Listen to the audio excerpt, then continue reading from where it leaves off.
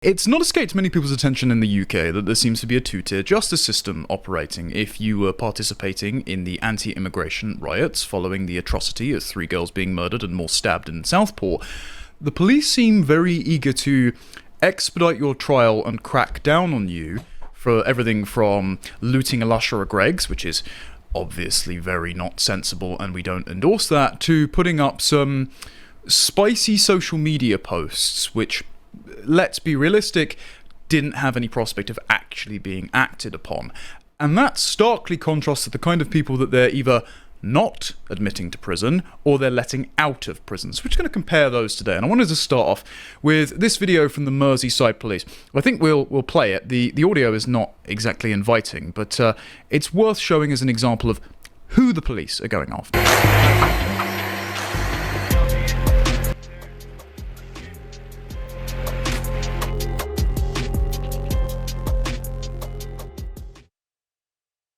They say, if you took part in the violent disorder, be prepared, we're coming for you no matter where you are.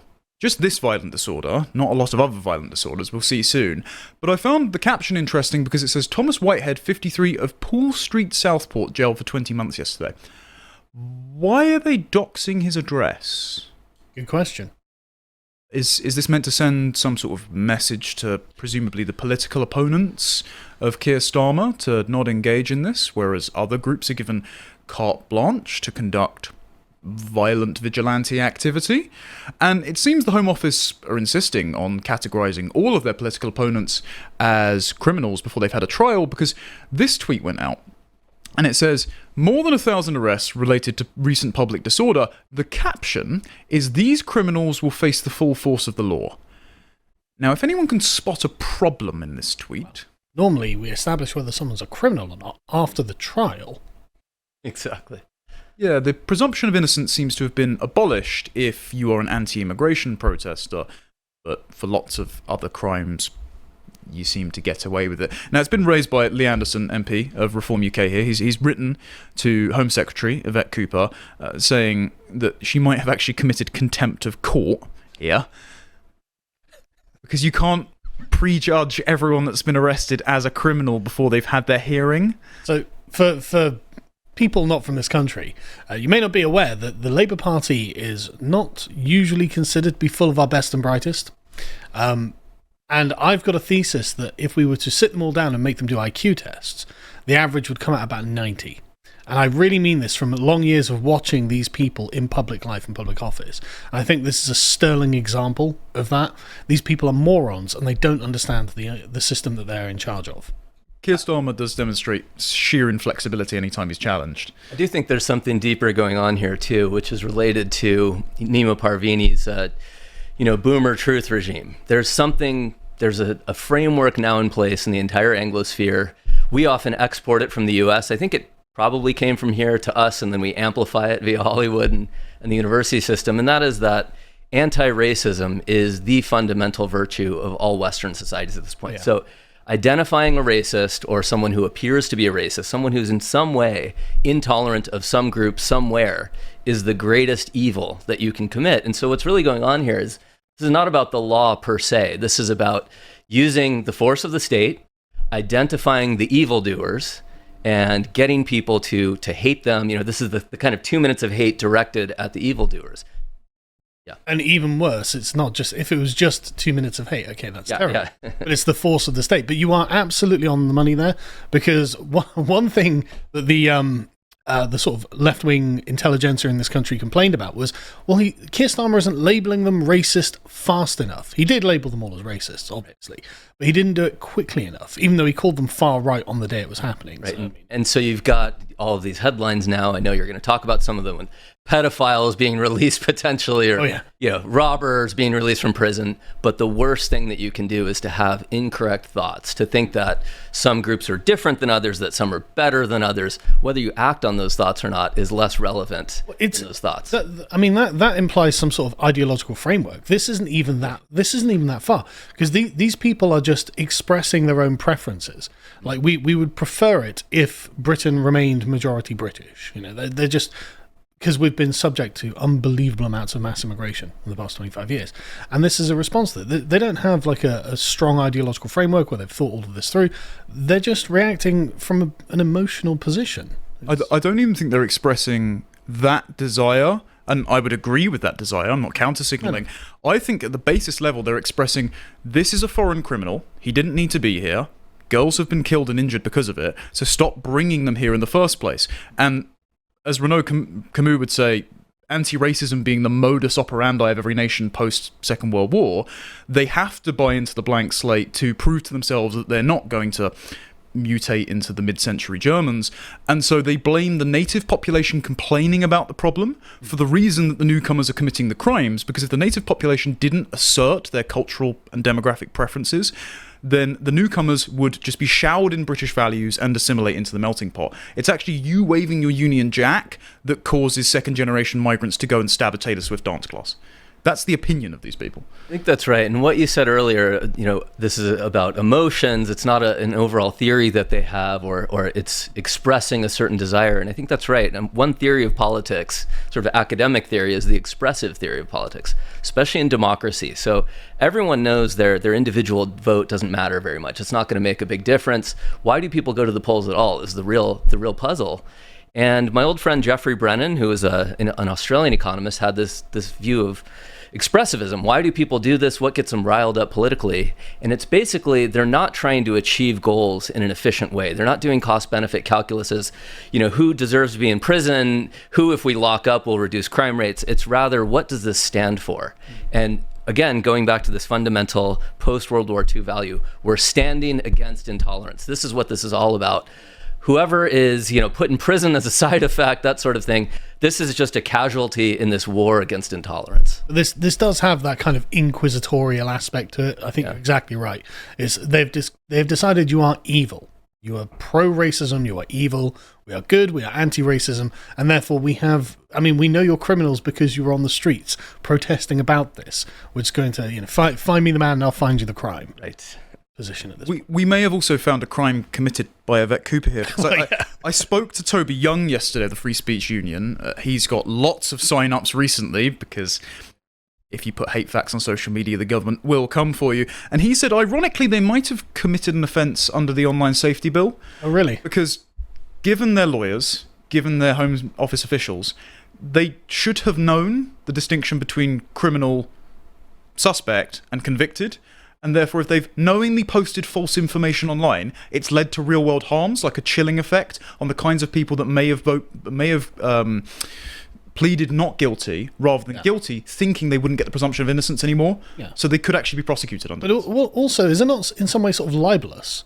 If the state is calling us a bunch of criminals, but I pled not guilty and I was found innocent, well, you've called me a criminal. I'm not a criminal. That would require the individual person's liable to seek a claim in the civil courts. Yeah, I know, but they could do that, surely. They could do this. It's actually far more effective to go after them in the criminal court because this is a law they all passed. Do it all. Do it both. If they're calling you a criminal and you got let off, go and sue them. Yeah, it would be useful, but it really does bolster, these people are all thick. They're thick and they're evil. It's not just incompetence or malice, it's both. Now, brilliant. Some will get far more lenient treatment, of course. I don't think the Home Office are probably going to be held to account on this. The people that were at the protest, even if they didn't do anything wrong, will be persecuted for this. Some people get more lenient treatment, as Neil O'Brien MP has found out in a recent post on his Substack. We won't be subscribing right now, but I reckon you do.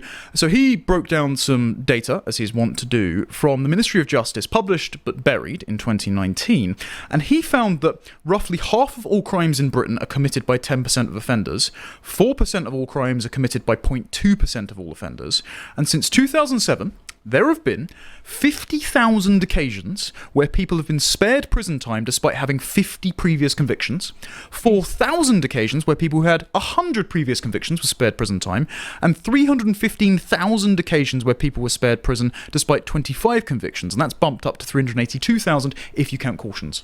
Can't help but feel that after a dozen convictions, you've got to be the sort of person who feels the law doesn't really apply to them, right?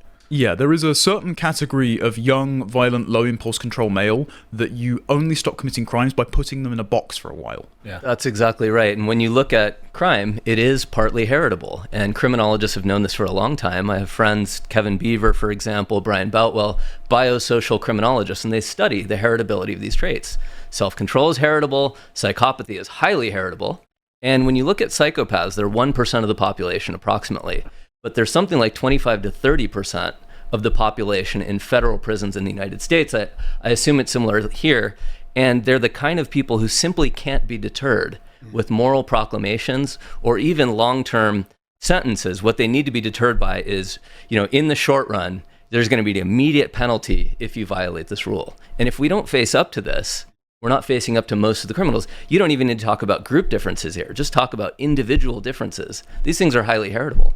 If they're all so solipsistic they can't be reasoned with, you have to set the risk of their personal safety so high that they don't take the trade-off. And then there's also the heritability of schizophrenia. I mean, it's a hair trigger. It can be onset by drug use or abuse, but different groups have different levels of heritability. And this is according to far-right conspiracy theory website, the NHS. They found that most white British males, have a 0.3% diagnosis of schizophrenia. Black men in Britain have a 3% diagnosis of schizophrenia. So any time that, mental health is blamed for Valdo Calacane stabbing 3 people, it's like, yes, is there a predisposition there we can talk about, or is that another hate fact? I think it's also worth talking about the kind of, mood or attitude of the person as well, because it's all in good saying, well, listen, in a rational calculation, if you go and do something terrible, then you're going to get arrested, you might get shot or killed or hurt or something like that. And it's like, yeah, that's all well and good. But when someone's blood is up and they're, for some reason, in a rage, running around doing something crazy, I mean, you see videos that come out of the United States all the time of someone doing something crazy, but the other person has a gun, and yet they're doing the crazy thing anyway, and so they get shot. And so it's not even the worry about their own personal safety that is the issue at this point.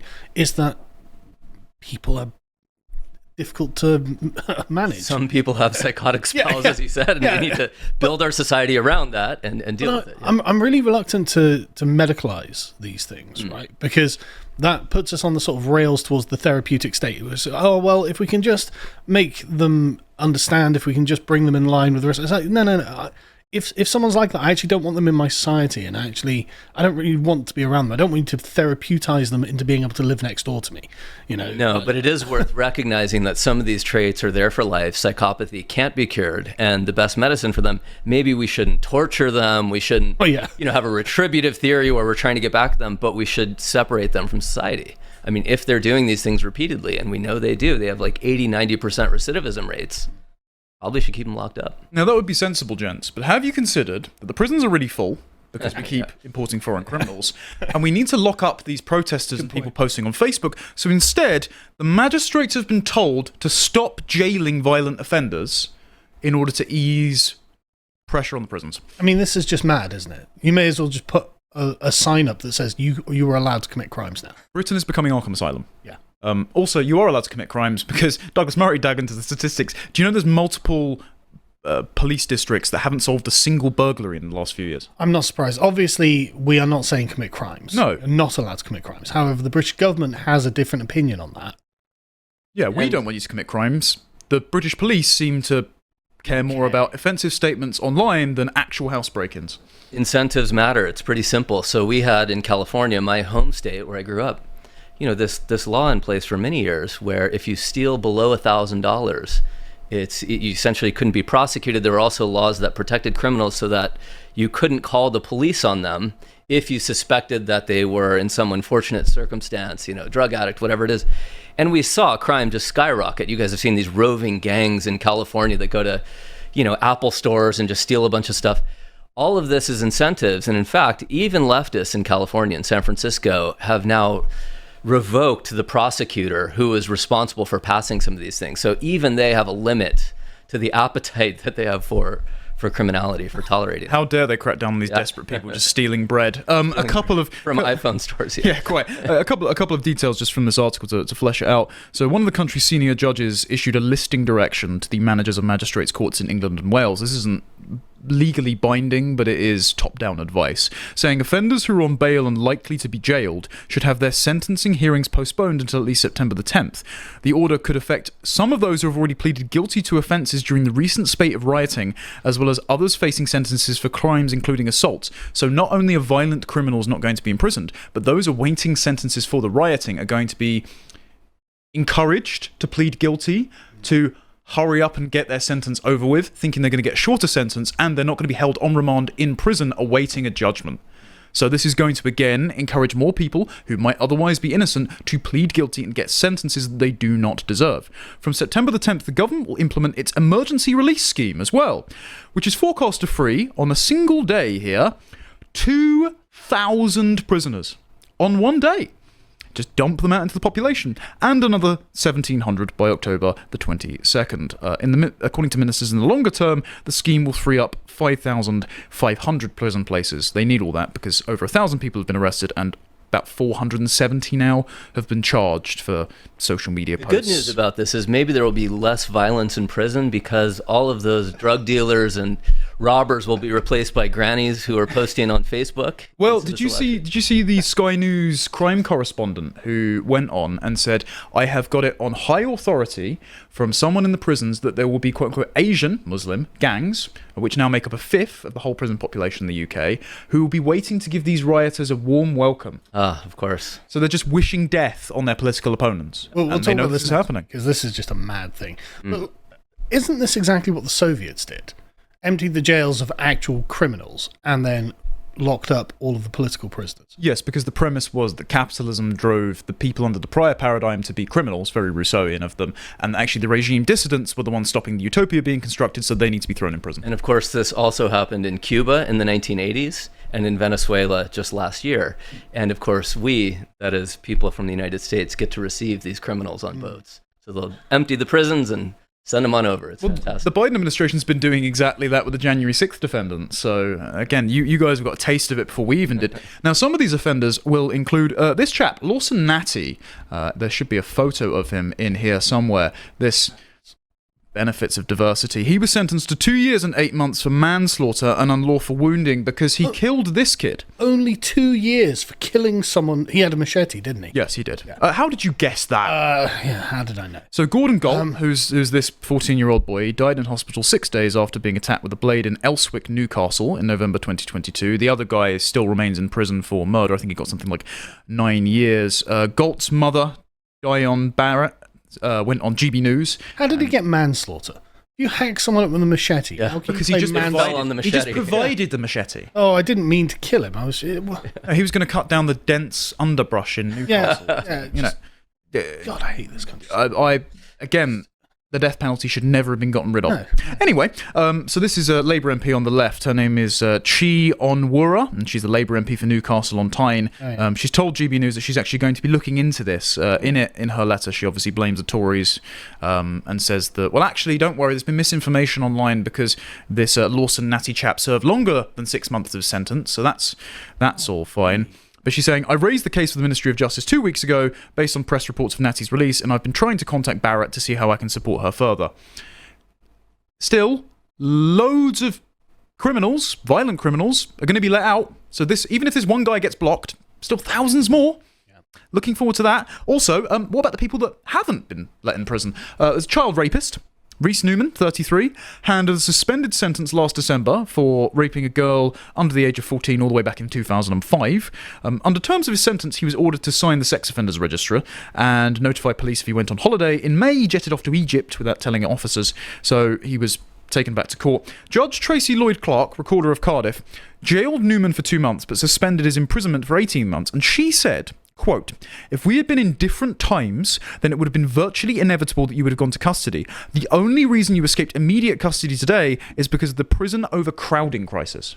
You know what? I know this is going to come across as deeply heartless, right? I don't care if the prisons are overcrowded. I actually am really not sympathetic to the prisoners who may have to share a cell with 2 or 3 other people. You can sleep standing up. Yeah, I don't care. With the caveat that the laws are actually tracking some sense of justice. As soon as the laws become corrupt or they're interpreted in a corrupt way, then we should care. Prior to this current paradigm. Yeah, Facebook grannies shouldn't go to prison. Yeah. This guy should, basically. The criminals in prison, well, they're not comfortable. Oh dear. Yeah. You know. That's the point. So maybe don't machete other children. Or sexually assault them. Or rape children. That would be a sensible idea. It turns out there's lots more of these freaks where that came from. Talk, Alex Phillips, who's doing absolutely fantastic work. She has found at least 10 10 convicted sex offenders, child sex offenders, who have been spared prison. I'm going to play a little interview she's done with a barrister here who gives some insight into one of the cases and as to why they haven't been imprisoned. But they found 10 who have been spared prison to make space for the rioters. It's worth listening to this. Justifications as to why it's needed. And I thought, this does seem really weird. So I asked on social media, I said, can any criminal lawyer help me as to what's going on? Because this seems odd. And crickets. I didn't get a single response. So I did a bit of Googling, and I think I found the answer. At the end of last year, there was a particularly nasty case of somebody who for 13 years had been accessing a Dropbox folder full of the most vile images, including Category A images. And he was given a 20-month sentence that was suspended for 2 years. And the National Crime Agency actually said, this is wrong. We don't feel good about this. They worked out that 80% of men convicted for possession of indecent images were not going to prison. But I think they provided the answer because their director of operations said, look, there are between 680,000 and 800,000 of these men in the country. We know the prison system was at capacity around July, I think about 97,000 places. So the NCA said quite rightly, whatever you think about these men, they're not going to prison because we do not have the room for them. So I think what we need rather urgently is a discussion about precisely what message we're meant to be sending. Because we could see with the rioters, the message was very clearly, you are disgraceful, you are disgusting, we will not tolerate this for a moment. So you will go to prison, and to make room for you, we will release about 5,000 prisoners, who I assume may have included some of those 20% of men who were actually convicted. So I do think if the National Crime Agency is worried enough to raise this as an issue at the end of last year, I don't think the people doing it can just be dismissed, as I'm afraid a lot of them are. I will release as many child molesters as it takes to get every single one of you rioters in prison, says Keir Starmer. It's the Mr. Waternoose position. It really is. I will kidnap 1,000 children before I let this company die. Yeah. I mean, this. So, let me get this straight. In response to English girls being stabbed by a second-generation migrant, Child Keir rapists Starmer get to go free. decides to free child rapists to imprison grannies who complain about it on Facebook. Is it this zero sum in this country that you can't just build a new place to put people? Remember, not that you should be putting Facebook posters in jail. We but have 12,000. If there's a shortage, 12,000 foreign criminals in this country, right? We are number 1 in Western Europe, number 2 in all of Europe for crimes committed by foreign actors in this country. We could send them all home tomorrow. The decision has been made not to. Right. Remember, our government is literally dumb. So I'm absolutely convinced that 90 is a generous estimate. And you don't have an Australia anymore where you can just sort of ship people. Well, we used to do that with America as well. Yeah, we deported criminals to America, and then there was something happened. Yeah. And so we had to use Australia instead. One last one. Do you remember the Manchester airport scrap? The two Muslim lads who were on CCTV beating up police officers, and the police officers have been investigated. They still haven't been charged. Another one happened. There have been 3 now arrested. Again? 2 women and a man fighting over a car parking space. Right. As you do. Not charged. So, I don't mean to laugh, but it's just so preposterous. I look forward to seeing the identities of this man and women, and I'm sure the full force of the law will be brought down on them, as it is for grandmas posting on Facebook, but not, it turns out, for child sex offenders. Hi folks, thanks for watching. If you'd like to support us, help us keep the lights on, make sure that we have a job tomorrow, go over to lotus.com and £5 a month, sign up and go and watch Bo's history series Epochs. In this particular episode, he is discussing with the amazing Godfrey Bloom the history of money, which is something that, frankly, nobody knows enough about. And while you're checking us out, go over to X, formerly known as Twitter, and follow us at lotuseaters_com.